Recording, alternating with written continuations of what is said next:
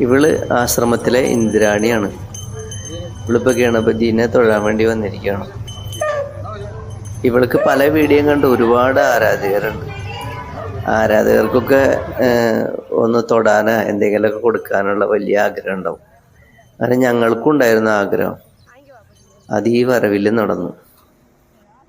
വളരെ സാധുവായ ഒരു ആനയാണ്. എല്ലാവരും തൊടുമ്പോഴും എന്ത് കൊടുക്കുമ്പോഴൊക്കെ അങ്ങനെ നിന്ന് കൊടുക്കും. അത്രയും ശാന്താണ് മൂപ്പര്. അങ്ങനെ നമ്മുടെ ഉള്ളിൽ ശക്തമായ ഒരു ആഗ്രഹം ഉണ്ടെങ്കിൽ അധികം കാത്തിരിക്കാതെ തന്നെ നടന്നിരിക്കും. അങ്ങനെ അത് എന്താ പറയുക, കണ്ടപ്പോൾ കെട്ടിപ്പിടിക്കൽ, ഉമ്മ വയ്ക്കൽ എത്ര തൊട്ടിട്ടും മതിയാവണില്ല. അത്രയും എന്താ പറയുക, ഒരു സോഫ്റ്റ്നെസ് പോലെ അതിനെ തൊടുമ്പോൾ. അങ്ങനെ ഒരുപാട് സമയം അവിടെ ചെലവഴിച്ചു. അവിടെ പോവാണ്.